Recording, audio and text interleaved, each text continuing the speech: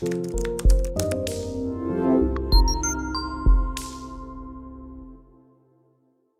आज के टॉपिक है क्रॉनिक किडनी डिसीज। ठीक है, तो किडनी के लिए हम पहले किडनी के फंक्शंस क्या क्या होते हैं। किडनी के फंक्शन होते हैं, फर्स्ट इंपॉर्टेंट फंक्शन होता है कि वो ब्लड को फिल्टर करके यूरिन की प्रोडक्शन करता है।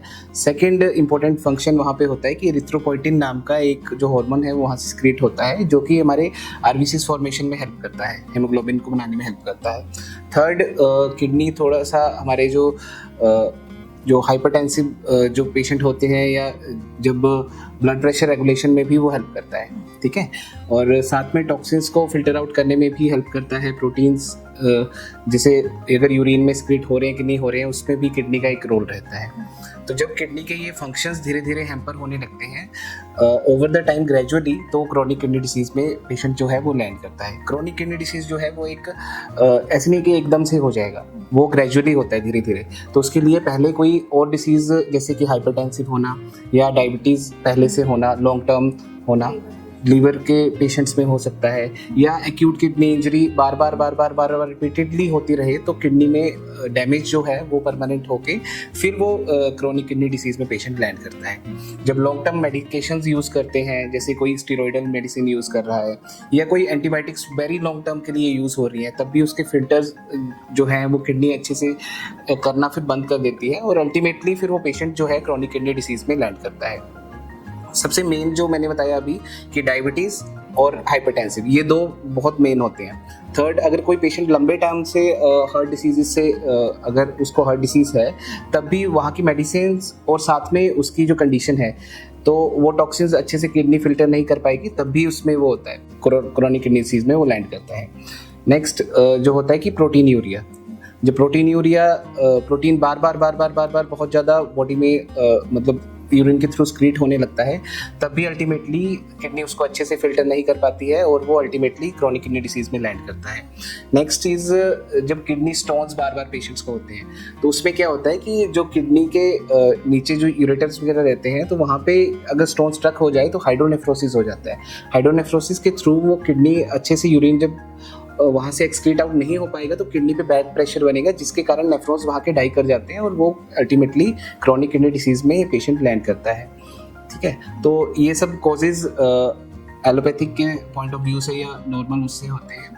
आयुर्वेद में इसका थोड़ा सा अलग है। आयुर्वेद में जब डाइजेशन को भी एक मेन उसमें रखा जाता है कि अगर कोई पेशेंट अच्छे से अपने आहार विहार मतलब अपना खाना पीना अच्छे से नहीं रख रहा है, अगर कोई अच्छे से उसको फॉलो नहीं कर रहा है, ऑब्वियसली उसमें भी हाइपरटेंसिव और ये मेटाबॉलिक डिसीजेस तो रहेंगे, शुगर वगैरह, पर उसके साथ साथ अगर वो खाना पीना अच्छे से नहीं है, उसका डाइजेशन अच्छे से नहीं है, उसकी बॉडी में आम बार बन रहा है और फिर भी वो अध्यशन मतलब बार रिपीटेडली खाना जो है वो अपना टाइम से नहीं खाता है या बिना भूख लगे भी खाना खाता रहता है, या पानी का इंटेक बहुत ज़्यादा कर रहा है या पी नहीं रहा है, कई बार डिहाइड्रेशन के कारण भी एक्यूट किडनी इंजरीज होती है ना। तो उन केसेस में भी अल्टीमेटली फिर वो क्रोनिक किडनी डिसीज में वहाँ पे ब्रिक जो है हमारे, वो वहाँ पे मूत्रवय स्रोत की दुष्टि हो जाती है और वो आम बनने के कारण, और फिर वो अल्टीमेटली जो है किडनी की फंक्शनिंग को हैम्पर करके वहाँ पे क्रोनिक किडनी डिसीज जो है वो कर देता है। ठीक है, तो इस केसेस में हमें फिर सिम्टम क्या क्या देखने में मिलते हैं। सिम्टम देखने में मिलते हैं कि पहले तो यूरिन आउटपुट जो है वो कम होना स्टार्ट हो जाता है पेशेंट का। ठीक है, किडनी का मेन फंक्शन वो है। सेकंड, उसका एचबी लेवल जो है वो ड्रॉप होना स्टार्ट हो जाएगा। थर्ड, वो एचबी लेवल ड्रॉप होगा तो वो फटीग महसूस करेगा, उसको टाइटनेस रहेगा, काम अच्छे से नहीं कर पाएगा, और उसकी बॉडी में स्वेलिंग आना स्टार्ट हो जाता है, हाथों में, पाँव में, पेरिऑर्बिटल, ये स्वेलिंग वहाँ पे रहती है। ठीक है, इसके अलावा जो है और उसके मतलब वो हाइपरटेंसिव या वो तो पहले से रहेगा, डायबिटिक है ना, वो कोई भी केस हो सकता है उसमें से, वो पहले से होगा। उसके हार्ट पे लोड पड़ना स्टार्ट हो जाएगा अल्टीमेटली, क्योंकि अगर किडनी अच्छे से यूरिन फिल्टर नहीं कर रही है, उसकी बॉडी में स्वेलिंग रह रही है, तो अल्टीमेटली उसके हार्ट पे प्रेशर आना स्टार्ट हो जाएगा। सम केसेस में हमें ब्रेथलेसनेस बहुत ज़्यादा मतलब देखने में मिलती है इन लेटर ऑन स्टेजेस, कि पेशेंट थोड़ा सा एग्जर्शन करता है और उसमें ही उसको ब्रेथलेसनेस फील हो जाती है, चाहे वो टायर्डनेस के कारण है या अल्टीमेटली लंग्स पे भी थोड़ा इफेक्ट पड़ रहा होता है। इसके अलावा नोजिया बहुत ज़्यादा कॉमन मिलता है पेशेंट्स में। उनका डाइजेस्टिव सिस्टम पूरा हैम्पर्ड रहता है, जब उनका क्रेटिनिन वैल्यू जब हाई रहती है तो वो नोजिया ज़्यादा फील करते हैं और वॉमिटिंग्स भी वहाँ पे रहती हैं। इन केसेस में डाइजेस्टिव उसको भूख बहुत ज़्यादा कम हो जाती है, जैसे कि आयुर्वेद में भी अग्निमांद्य के कारण उसकी भूख कम हो रही है वहाँ पे, है ना। तो इसके बाद हम देखेंगे कि ये मतलब मेजर सिम्टम्स ऐसे ही रहते हैं इसमें। और इसके बाद सीकेडी में भी ग्रेडिंग्स होती है आगे। तो उसके लिए मेन टेस्ट के क्राइटेरिया जो किडनी फंक्शन टेस्ट नॉर्मल रहते हैं, सीरम क्रिएटिनिन हो गया, ब्लड यूरिया हो गया, साथ में ईजीएफआर नाम का एक टेस्ट होता है, वो इंपॉर्टेंट रहता है, उसके बेसिस पे ही ग्रेडिंग होती है। बाकी अलग भी रहता है एल्ब्यूमिन और वो रेशो रहता है, ग्लोबुलिन रेशो, तो वो उस रेशो के बेसिस पे, पर ईजीएफआर जो है ग्लोमेरुलर फिल्ट्रेशन रेट, उसके बेसिस पे जो है वो ग्रेडिंग की जाती है। तो वो जो है अगर वो 90 या 90 से नीचे जब होता है, 90 से नीचे जब होने लगता है, तब सीकेडी के स्टेज में पेशेंट जो है वो लैंड करना स्टार्ट कर देता है। तो उसकी ग्रेडिंग होती है, जैसे 60 तक जब पेशेंट 60 के नीचे आ जाता है तो वो ग्रेड 2 स्टार्ट हो जाता है, 90 to 60 के बीच में ग्रेड 1 रहता है। तब पेशेंट को इतने ज़्यादा सिम्टम्स फील नहीं होते हैं, क्योंकि वो किडनी उसको कंपनसेट कर रही होती है, वो सब चीज़ें चल रही होती हैं। वो थोड़ा बहुत सिम्टम्स फील करेगा कि डाइजेशन में कुछ इश्यूज हैं या कुछ उसको थोड़ा सा टाइटनेस लगेगी, बाकी और कोई सिम्टम्स नहीं आएंगे। और लेटर ऑन स्टेजेस में अच्छा उस केस में जो होता है, जब स्टेज ये पहले वाली होती है, तब मेनली जो कफ दोष है वो इन्वॉल्व रहता है उस स्टेजेस में, कफ और पित्त दोष। और बाद में जब है, जैसे जैसे डिसीज क्रॉनिक होता जाता है और ज़्यादा क्रॉनिक होता जाता है, वहाँ पे धातु भी इन्वॉल्व होती जाती है, धातु क्षय होता जाता है। तो अल्टीमेटली जब वो स्टेज 4 या स्टेज 5 में पेशेंट लैंड करता है, तो वहाँ पे वात प्रकोप भी हो जाता है। पेशेंट जब देखा होगा कि जब लेटर ऑन स्टेजेस में होते हैं ना, वो बहुत ज़्यादा लीन एंड थिन हो जाते हैं, टाइट हो जाते हैं, उनकी बॉडी में ड्राइनेस आ जाती है, चाहे वो डायरेटिक के यूज़ से हो या चाहे जैसे भी हो, पर उनकी बॉडी बहुत वैसी हो जाती है। और लेटर ऑन स्टेजेस में तो फिर डायलिसिस में भी पेशेंट, मोस्टली जब पेशेंट हमारे पास आते हैं तो वो डायलिसिस पे होते हैं या तो डायलिसिस पे जाने वाले होते हैं, उस डर से आते हैं, है ना। तो उस केसेस में भी हमें जो है आयुर्वेदिक मेडिसिन से उनको ठीक करना होता है।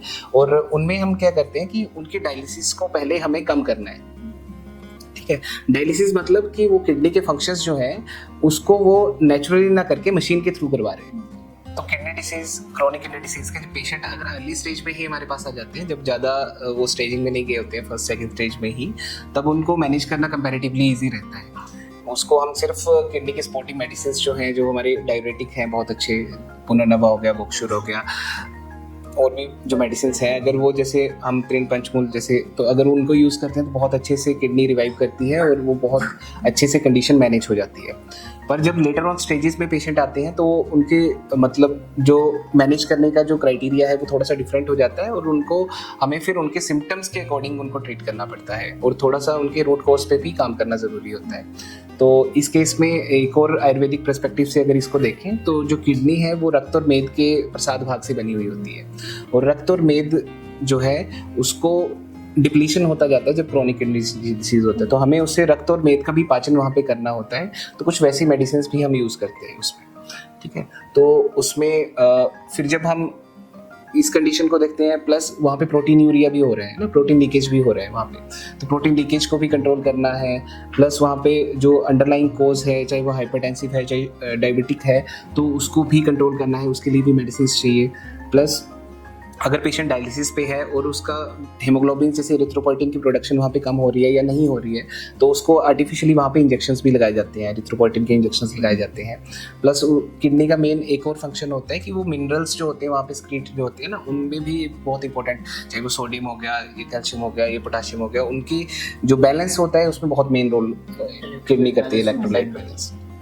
तो अगर वो उस चीज़ का भी बैलेंस वहाँ पे नहीं है, उसके लिए भी सोडियम बाइकार्बोनेट जैसे एलोपैथिक में पेशेंट्स को देते हैं, तो वो भी उनका चला हुआ होता है। तो उनकी एलोपैथिक मेडिसिन को हमने, अगर वो क्रोनिक स्टेज में है, बहुत ज़्यादा क्रोनिक स्टेज में है, तो उनके एलोपैथिक मेडिसिन को भी साइड बाय साइड रखना है, प्लस आयुर्वेदिक मेडिसिन भी हमने स्टार्ट करनी है, ताकि कंडीशन अच्छे से मैनेज हो जाए वहाँ पे, ठीक है। और वो धीरे धीरे उनकी ग्रेडिंग जो है, ईजीएफआर लेवल जो है वो धीरे धीरे रेज करे, और ईजीएफआर पेशेंट का हर बार करवा लेना चाहिए, मतलब महीने के बाद ही चाहिए। उससे थोड़ा सा आइडिया लगता रहता है कि पेशेंट की कंडीशन कितनी इंप्रूव हो रही है, और ईजीएफआर भी इंप्रूव होता है ना, वो पेशेंट टू पेशेंट वेरी करता है कि कितना फास्ट इंप्रूव होगा और कितना टाइम लगेगा उसको इंप्रूव होने में, चाहे वो 1 पॉइंट से हो, 2 पॉइंट से हो, 5 पॉइंट से हो, पर वो इंप्रूव होता है जब किडनी की फंक्शनिंग अच्छी होती है, उसका डाइट अच्छा होता है, उसका लाइफस्टाइल अच्छा होता है, तो अल्टीमेटली वो भी इंप्रूव होता है। बहुत सारे पेशेंट्स देखे हैं उसमें इंप्रूव हुआ है। तो साथ में फिर उसका जब लेटर ऑन स्टेजेस में जाते हैं ना, तो यूरिन एकदम कम हो जाता है उनका। कई बोलते हैं कि ड्रॉप्स में यूरिन आता है, या आता ही नहीं है, क्योंकि वो 2-2 साल तक डायलिसिस करवा रहे होते हैं। तो उससे क्या होता है कि किडनी अपना फंक्शन करना छोड़ चुकी होती है, मतलब बिल्कुल ही छोड़ चुकी होती है। और जब GFR 15 या 15 से लेस हो जाता है, तब तो फिर वो रीनल फेलियर में चला जाता है पेशेंट, है ना। तो उस केसेस में फिर उसको किडनी ट्रांसप्लांट या उसके लिए भी एलोपैथिक में जैसे सजेस्ट कर देते हैं। उस केसेस में भी उसका यूरिन का वापस आना वहाँ पे ज़रूरी है, उसका हीमोग्लोबिन के लेवल्स का भी मेंटेन रहना ज़रूरी है। तो उसके लिए भी आयुर्वेद में मेडिसिन होती हैं ताकि वो मैनेज की जा सके कंडीशन, ठीक है। तो पेशेंट्स का भी मोस्टली उनको ये गाइड करते रहना है। कोई भी अगर डायबिटिक पेशेंट है या कोई मतलब जैसे नॉन में भी है, तो उनको पहले ही गाइड कर दो कि आपकी किडनीज का जो है वो टेस्ट वो करवाते रहें बीच बीच में, चाहे 6 मंथ्स में ही करवाएं, वैसे तो करवाते ही हैं। अगर कोई डायबिटिक पेशेंट है लंबे टाइम से या हाइपरटेंसिव है, तो वो एटलीस्ट जो किडनी फंक्शन टेस्ट है, वो GFR है, वो रेगुलरली चेक उनका होते रहना चाहिए, ताकि फ्यूचर में कोई दिक्कत ना आए। और खाने पीने में जैसे डाइट का अगर हम बात करें, तो इसमें जो है वो कफवर्धक आहार जो है इनिशियल स्टेज में हमें मना करना है, ताकि इजीली डाइजेस्टिबल फूड जो है वो पेशेंट को देने हैं। जब उनके में स्वेलिंग ज़्यादा है तो ऑब्वियसली उनकी वाटर इनटेक को कम करना है ना, ताकि किडनी पे भी एक्सेस लोड उन पे ना पड़े। तो वाटर इनटेक अगर 1 से 1.5 लीटर तक भी पेशेंट को, किडनी के पेशेंट को बोल दें, तो इट्स ओके, ठीक है। तो इसके अलावा और डाइट में जो है क्योंकि पहले ही कफ और पित्त से रिलेटेड है, तो कोई भी तीखी चीज़ या जो इजी से डाइजेस्टिव चीज़ नहीं है, फ्राइड फूड है या पैकेट फूड है, वो उनको बिल्कुल ही अवॉइड करने को बोल रहे हैं, है ना। और कोई भी अगर उनकी मेडिसिन चल रही है, स्टेरॉइड मेडिसिन चल रही है, तो वो हमें पहले देखना होता है कि अगर कोई लॉन्ग टर्म स्टेरॉइड का यूज़ तो नहीं है, लॉन्ग टर्म एंटीबायोटिक्स का यूज़ तो नहीं है, या बार बार उसको इन्फेक्शन हो रही है, या बार बार उसकी इम्यूनिटी पे कोई इशू है, या कोई और चीज़ तो नहीं चल रही है। अगर उसकी चल रही है तो उसको पहले हमें या तो बंद करवाना होता है या टेपर ऑफ करवाना होता है उस चीज़ को, ताकि वो फर्दर किडनी पे डैमेज और ज़्यादा ना करे, है ना। तो उसके अलावा और डाइट में और उसको जैसे सॉल्ट इनटेक को भी रिस्ट्रिक्ट करना है थोड़ा, वाटर रिटेंशन होता है इसमें, तो इसलिए सॉल्ट इनटेक, सॉल्ट शुगर मतलब उसका कम करना है, क्योंकि फिर स्वेलिंग वरना और ज़्यादा बढ़ती जाएगी और वाटर रिटेंशन की वजह से।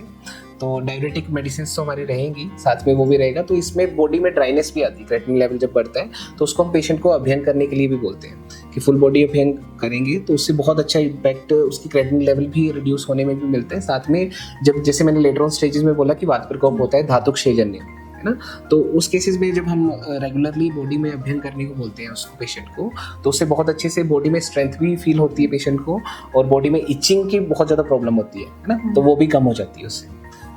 कई बार किडनी के पेशेंट्स जब हम देखते हैं तो उसमें एकदम ड्राइड स्किन होती है और उसमें भी नेल्स के स्क्रैचेस बने हुए होते हैं।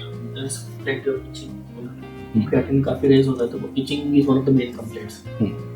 तो उसमें सिंपल एक अभ्यंग अगर वो डेली का करते जाएं तो वो इचिंग वाला इशू बहुत कम हो जाता है ना। तो इसके अलावा रात को नींद उसका होना बहुत ज़रूरी है, अच्छे से उसकी नींद हो जाए, है ना, उसका मोशन अच्छे से क्लियर हो जाए, ठीक है। तो वो उसका वो सबसे ज़्यादा इम्पोर्टेंट रहता है, ठीक है। उसकी भूख अच्छे से लगनी चाहिए पेशेंट की। तो ये जब हम मेंटेन करके दे देते हैं तो पेशेंट ऑटोमेटिकली फिर अच्छे से रिवाइव किडनी उसकी होना स्टार्ट हो जाती है और अच्छे से वो कंडीशन जो है वो मैनेज हो जाती है, ठीक है। इसके साथ साथ कई बार हाइपरटेंसिव पेशेंट में स्ट्रेस लेवल बहुत ज़्यादा होता है, या वैसे भी किडनी पेशेंट्स में स्ट्रेस लेवल होता ही है, तो उनको प्राणायाम भी अपने गाइड करना है साथ में, लाइफस्टाइल के साथ में। थोड़ा सा वॉकिंग अगर वो कर सकते हैं तो हाफ आवर वॉकिंग रेगुलर उनका होना चाहिए, चाहे वो घर के अंदर ही हो, है ना। ऐसा ज़रूरी नहीं कि उनको सुबह सुबह ही बोल दिया कि आप चले जाओ वॉकिंग करने और 1 किलोमीटर 2 किलोमीटर वैसे चल के आओ। आप उनको घर के अंदर भी एडवाइस कर सकते हो कि आप चलो, एटलीस्ट थोड़ा चलो, है ना, ताकि उनकी बाकी बॉडी भी एक्टिव रहे थोड़ा, और मेटाबॉलिज्म और अच्छा हो। जितनी जल्दी मेटाबॉलिज्म अच्छा होगा, उनका डाइजेशन अच्छा होगा, अग्नि अच्छी होगी, उतनी जल्दी उनकी रिकवरी होगी फिर, ठीक है। जो मेडिकेशन हम यूज कर सकते हैं, प्लैनेट आयुर्वेदा की रिवाइव किडनी पैकेज, जिसमें मूत्र विसर्जक चूर्ण है, रेंथिल फार्मूला कैप्सूल्स हैं, भरनादी बटी है, और भरनादी बटी है। Other than that, based upon the symptoms आप medications यूज कर सकते हो। there are plenty of classical medications और हमारे टैलेंट की है, वर्टेक्स टैबलेट्स हैं, ट्रिपंचमूल कंवर्ट है, जो बहुत ही अच्छी इरान फ्लो है, गोक्षुदारी चंद्रप्रभा की one of the important herbometry compound है जो किडनी डिसीज में यूज होती है। सर्वतोभद्रवटी का यूज भी काफी अच्छा है। शोथारी वरुणादि कषाय, बृहद वरुणादि कषाय है, जो बहुत अच्छा काम करती है। पेशेंट हाइपरटेंसिव है तो हमारे साथ है। और कोकिलाक्ष कषाय जो किडनी डिजीज में बहुत अच्छा बेनिफिशियल है, विद बनोना वाली सबसे कॉम्बिनेशन लेते हैं। जो नीरी के एफटी भी अच्छे जी वो है उसमें उसमें, है। नीरी के एफटी। और हमारे रेनफ्लो कैप्सूल्स भी हैं, नेफ्राल्को कैप्सूल्स है, आपका है तो है रेल प्लान है, रीनोप्लान सिरप है। रिनोप्लान सिरप। तो बेस्ड ऑन द कंडीशन किस लेवल पे है पेशेंट अभी और क्या क्या सिम्टम्स प्रेजेंट कर रहा है, ब्लड रिपोर्ट्स क्या बता रही हैं, उसके अकॉर्डिंग आप कुछ बेसिक मेडिकेशंस आपकी हमेशा सेम ही रहती हैं। Then based upon the symptoms presenting condition associated diseases कौन से, उसके हिसाब से आप फिर डिसाइड करोगे what you have to keep. जब पेशेंट हाइपरटेंसिव भी है, डायबिटिक भी है, तो मैं आपको देख के चलाना पड़ता है कि सिरप चलाना है या नहीं, आसावरिष्ट है नहीं।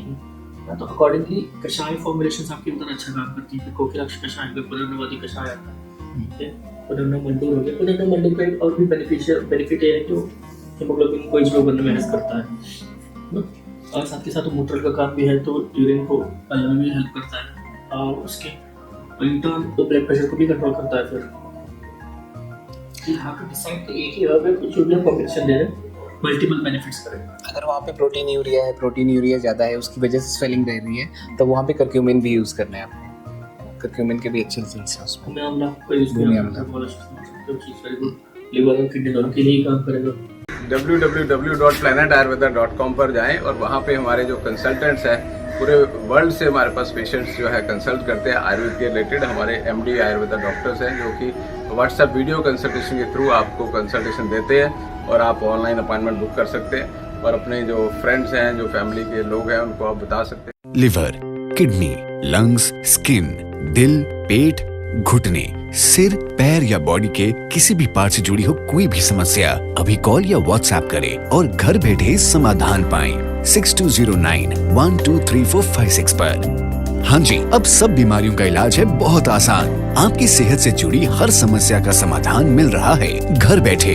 अब आप दुनिया के किसी भी कोने से टॉप प्लैनेट आयुर्वेदा एक्सपर्ट से ऑनलाइन बात करें, परामर्श लें और दवा की भी करवाएं होम डिलीवरी। हेल्थ प्रॉब्लम्स कोई भी हो, सोल्यूशन सिर्फ एक, www.planetayurveda.com। पूरे प्लैनेट की सेहत का नंबर 1 साथी।